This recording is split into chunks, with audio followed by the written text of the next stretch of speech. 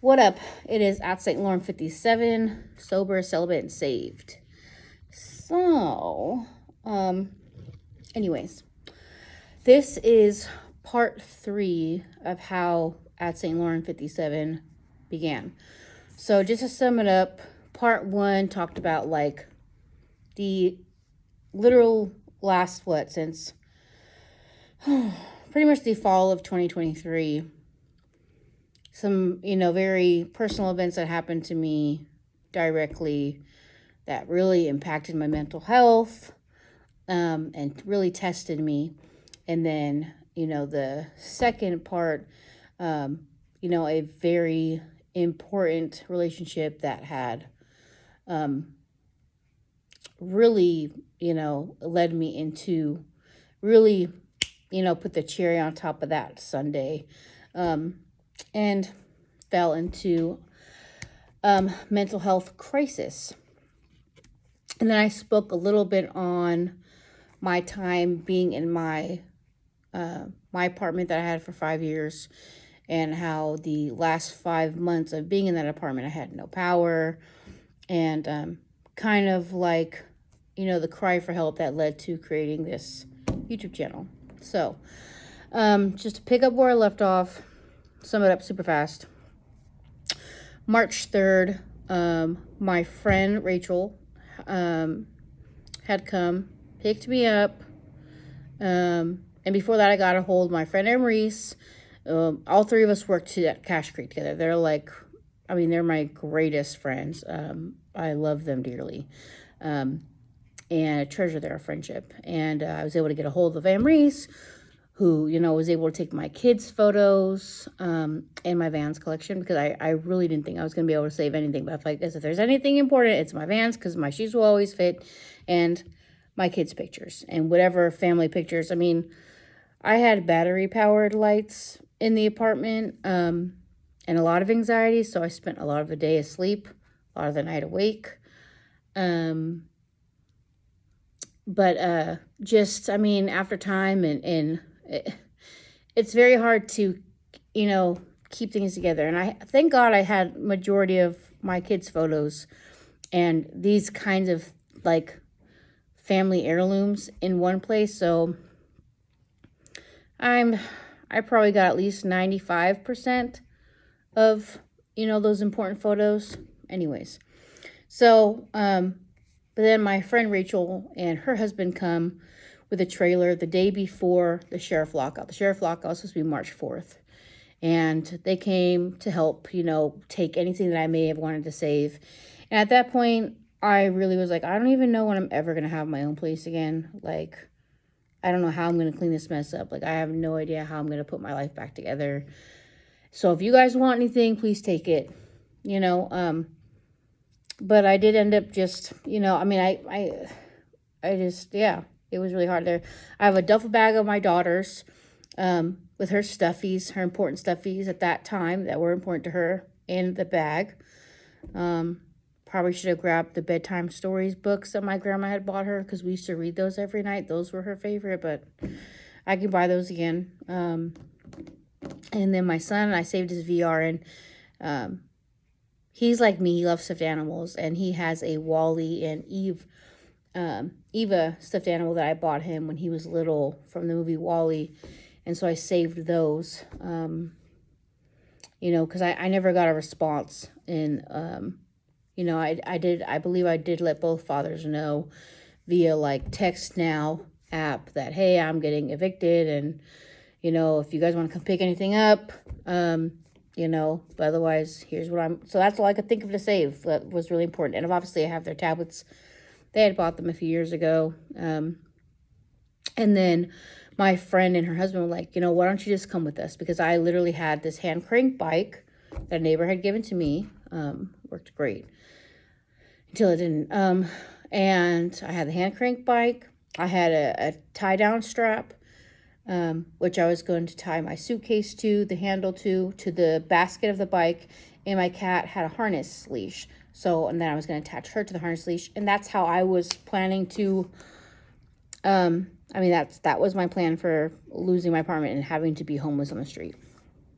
And So anyways, so they told me to come with them. They, between going to a hotel for like a weekend with my friend Ambrice, I spent like a month with my friend Rachel, and they both helped me, you know what I'm saying? Like they both tried to plan as best they could.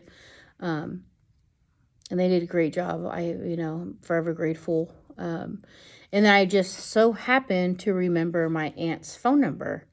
It's an aunt I'm just weird with numbers. I've always have been. Whatever. Anyway, so I just happened to remember her phone number, and I reached out, and my uncle happened to know a place called St. John's Program for Real Change, where he once either partook in volunteering or partook in the restaurant. So there used to be a restaurant called Plates Catering and Cafe that the clients of St. John's Program for Real Change used to work. And obviously we still do catering events. We still have Red Door desserts. But now the vocational part is inside of the program in our very own community kitchen. And obviously the catering events that we do with like outside chefs and et cetera, et cetera.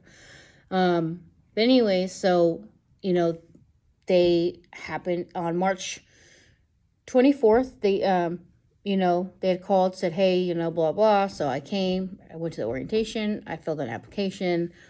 After I filled out the application, I probably got a call like an hour or something later, went over the application, and basically they said that they put me on the list. And then between my 3 aunts and my 2 uncles, they all took turns, or 3 uncles, 3 aunts, they all took turns and, caring for me and putting me in a Motel 6 in West Sac for a month and a week, I believe it was. The Friday before, I believe, May 6th, I got a call that on May 6th, I could, they had a room open for me, so I could show up and, basically start the program. And so I was very grateful that everybody, poured love into me, and just, you know what I'm saying? Just really, because I was in a bad way, like I was in a very bad way, and definitely mental health was real for me. I really just had, I just had enough of life, and, my own survival, the depths of the earth survival of my loins had came into play, and took hold. And so anyways, so like I said, come May 6th, I showed up to St. John's Program for Real Change. And I dove right into the program. So for people who don't know, St. John's Program for Real Change, it did start, from my understanding, from what I've learned as I've been here, and I've been here, I don't want to do math right now, I'm tired, but almost a year, right? Like what, 8, 9 months, something like this, whatever. And so, from what I understand, St. John's Program for Real Change, it started, 40 years ago, on the steps of the St. John's Lutheran Church downtown. And I believe there was some sort of crisis where there were women and children on the steps of the church needing emergency shelter. And I believe it started as an emergency shelter. And, from that point on, it slowly progressed until like a 30-day stay, a 60-day stay, a 9-day stay. And then I believe it started to take place to where they created another site for this program. I believe, from what I understand, the program's mission statement is to basically relieve trauma, to heal trauma, and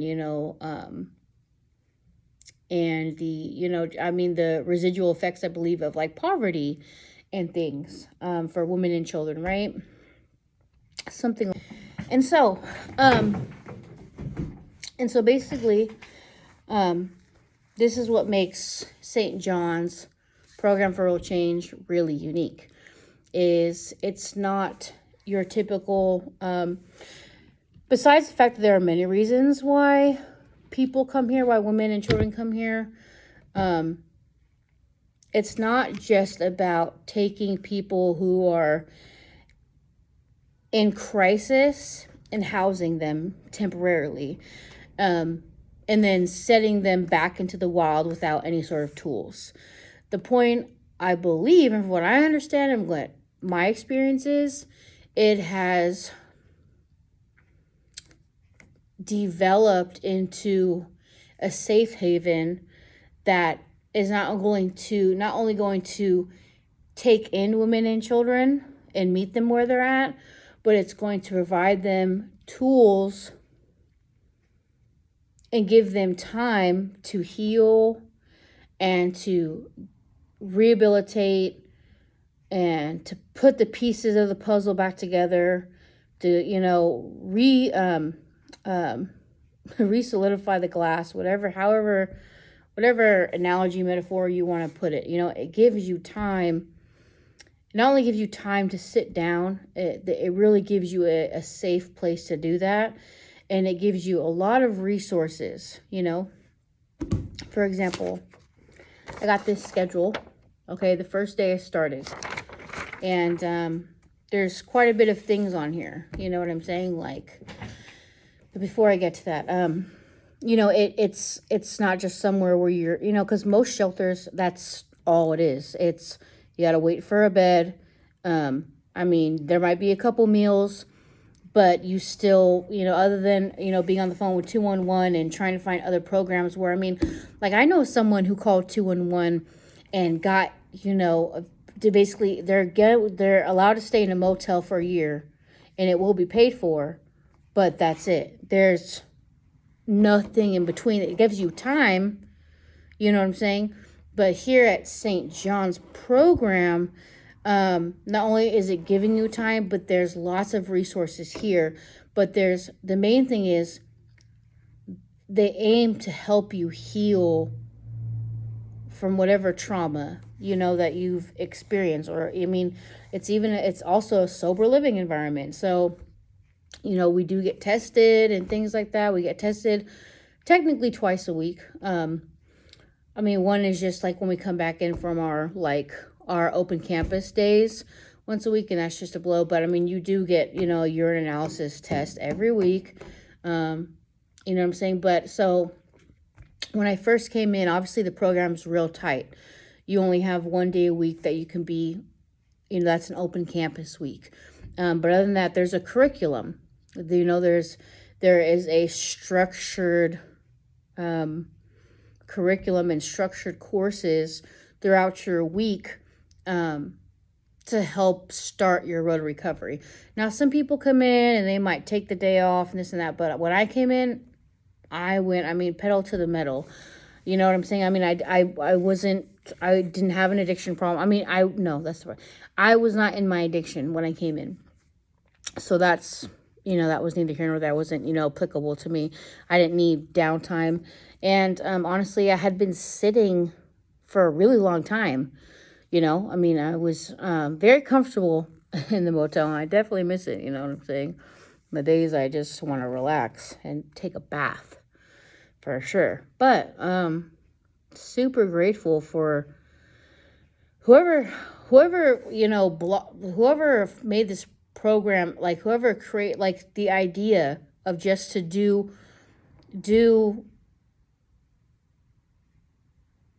to go one step further, to not just provide, emergency shelter, which there still is a program for that here, but to provide things to not just, catch and release, you know what I'm saying? But to really help people and give them time. And so anyway, so I came in and, someone, I got a tour by one of the staff members, shown to my room. Then I get, my Bloom binder, which has the client handbook in it. So it's got the rules and, the expectations and, all those kinds of things. It explains that. And then you got, some note paper and all this kind of stuff. But the main thing is the classes. There's classes we have journaling, dialectical behavioral therapy, You got something called Grow with Tech, which basically like learning to use Excel and Windows, any sort of Microsoft Office, blah, blah, blah. Parenting, family-centered treatment, let's see, anger management, money matters, navigating barriers, employability, let's see, healthy relationships, positive thinking. Healthy relationships, positive thinking kind of are centered around cognitive behavioral therapy. But in between all those classes, Monday through Friday, there are something called substance use disorder classes, and they fall into a couple of different categories. There's Power to Change, Recovery Talks, Power to Change is not. Power to Change is one of the regular curriculums. It's been a while. Because I finished, so anyways. So all these kinds of classes, right? But then there's a couple SGD classes throughout the week too.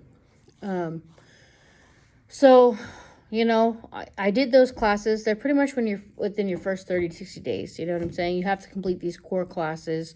But not only do you have these classes, you get assigned a therapist, you get a case manager, and the case manager essentially kind of checks in with you, and we check in weekly. Therapist checks in weekly. You also get a substance use disorder counselor, so you check in weekly with them. But your case manager essentially kind of helps you through the program. And they also have their own things, like there's a checklist. You got to get your birth certificate. Because a lot of us lost a lot of things. And also, in order to help us, be a better service to ourselves, going back into the world at some point when we hit job readiness, after we've done our core classes and after we've got our vocational training in the kitchen, you get to, and after you've had so many hours, then you get to job readiness. And so there's obviously documents and things we're going to need to have, you know what I'm saying, as healthy adults should have. And so there's a whole bunch of things that make sure you're going to doctors, all these types of stuff, right? And so, and obviously there's a kitchen here, there's breakfast, there's lunch, there's dinner, on Monday through Friday, there's a snack that's provided, in the mornings, and and there also is one at night. But then that's provided, every evening. They also have, hospitals and institutions also provides, an AA class, an AA meeting, and an NA meeting. We also have Bible study that comes here anyway. So, I did all my core classes, you know what I'm saying? And they were great. You know what I'm saying? It got me up and moving and integrated and, building a community. But then, I really also jumped into to Bible study. I had no apprehension to any part of the program. There was nothing you know what I'm saying? Like I said before, I'm a good student. If it's something I got to do, I can easily sit and do that. That was not necessarily a problem for me. And I'm a habitual note taker. So I literally took notes of every class. And if I didn't, because there was something I felt I needed to jot down, no matter what, there's a title of the class, whatever the facilitator was, and the date of every single class I've ever taken here. Especially the core classes, at least 99%. There's a very small 1% where I didn't, Anyways, and so then, but in between all these core things, anyways, so back to the Bible study. Yeah, so I jumped in, head first to Bible study.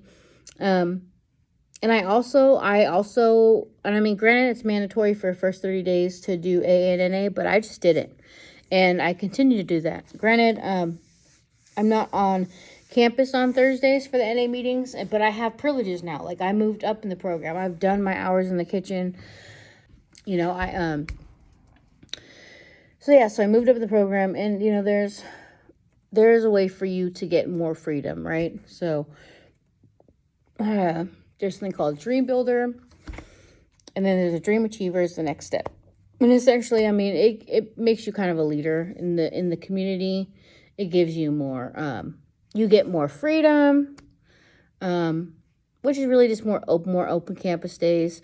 You get to have a certain amount of overnights, but it also makes you more responsible in the community. You know what I'm saying? We get to put on our own events for the other clients, for the kids. which is really great. And but in between all these things, there are so many activities that St. John's plans to keep everybody in the loop, to keep everybody like doing something. There's a gentleman named Pepper Vaughn who comes here and does dance classes. He made a music video with, Thriller with Michael Jackson, I believe. And he's great. He comes, a couple times a month. But there's also like Girl Scouts that come here. We also have a St. John's alumni that come here, and they put on different activities, and they do a movie night for the kids and with the moms and snacks. There's something called Project Birthday, where every month they celebrate. I mean, and the women and children all everyone's invited to the Project Birthday, but they do provide, presents for the kids and stuff like this. There's so many people that pour love into this place. It's just, I can't even name them all. Like, we did this activity called Pretty on the Inside, where they wanted us to feel good. And there was a huge group of women from, I don't know if it was a church, as a collective, but they had different stations in this classroom where we got to choose either hair or nails or, all types of things, for us to feel pretty. And then they made the playground into like this what do they call that? A boutique. And we're able to kind of shop for things. Just an endless amount of clothes. And then they had this cute kind of like tea party style, like really nice, lunch. And then we had, people had testimonies and they prayed for us. And they just, there is so, I'm probably going to miss 50% of the things that go on in here just because there's so many things. They do what they call STEM every at least once a month, and it's where they do space, time, energy, matter, and it's like science. It's like science for kids, to go and, they do some sort of science project, and the kids each get their own, little stage, you get to do whatever. But Christmas was crazy. Just the love poured into this place. And we get volunteers all the time. There are volunteers that help clean up the program. There are volunteers. There are a huge group of teenagers that come from the different schools, like Jesuit and Christian Brothers, and I can't even name them all. And they come here, and there's a handful of them that come like routinely, and they volunteer in the kitchen, or they help build stuff for the daycare. They help pull weeds. They keep the playground clean. Or they help volunteer when there's an activity set up and we need childcare, right? So the women can participate in the activity. They come and they do childcare. It's a really great place. I tell you, I have done lots of things in my life. I have lived through lots of things in my life. And I could not imagine, I could not imagine being anywhere else in this point in time in my life. I would not be, I have to give myself, okay, I can thrive anywhere. You know what? No. I can survive anywhere. I can survive through anything. God made me that way. Built me, Ford tough. Okay, God tough. I can survive anything. Period.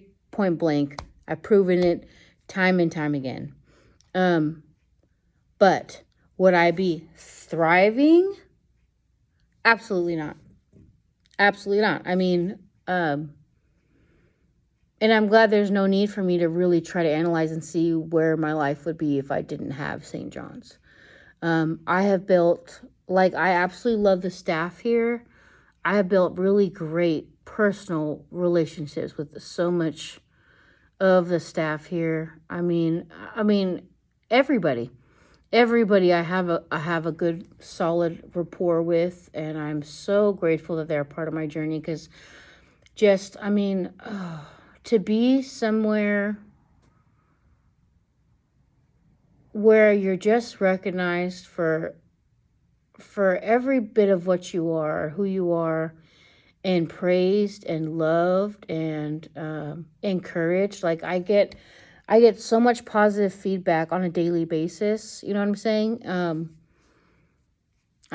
These all of these people, they want. I mean, you don't come to a nonprofit and pick up a job to get rich. Okay. You go to a nonprofit because the mission speaks to you and you want to help be a part of change. You want to do something, like you want to make a difference. You know what I'm saying? And everybody has a personal testament. Everybody who works here, no one is here with malicious intentions. You know what I'm saying? Like, people are really here to pour love into the community and to really help make a difference for us women and children, to really help give us that second chance at life, like to help, when times got tough and we thought we were going to have to tap out. St. John's is the place that's like, we're not going to let you tap out. We're not going to let you, you know what I'm saying? We're not going to let you go without a fight. And that's my relationship with St. John's, and that's what I get from this place. So like, moving forward, like I said, I've been here almost a year, and I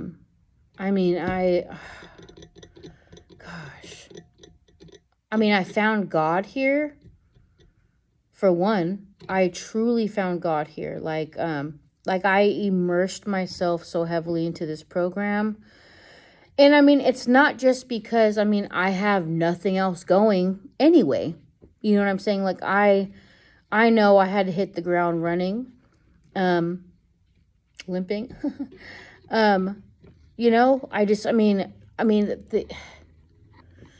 It's going to be very hard for me not to people please. Like, it's going to be very hard for, I definitely, like, I am so grateful to the family my friends that brought me, like, that saved me, like, from having to really survive on the street of Sacramento. Like, my friend gave me money, so I could get a bus pass because so I could, she's like, because gosh, at least she kept me off the street. So she's like, people ride the light rail all night, you know what I'm saying? Like, ride the light rail. If you got, you know what I'm saying? Like, all the, and that's, I was so grateful that both of my friends and my family have done so much just to keep me, try to keep, anything that they could think of to keep me safe. But, yeah, so, anyways, I immersed myself, yes, because I lost everything. There, I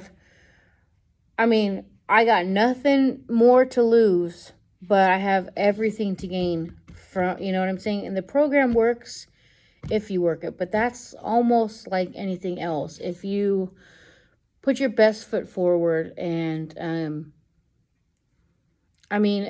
there's no losing here. There's absolutely no losing. And everyone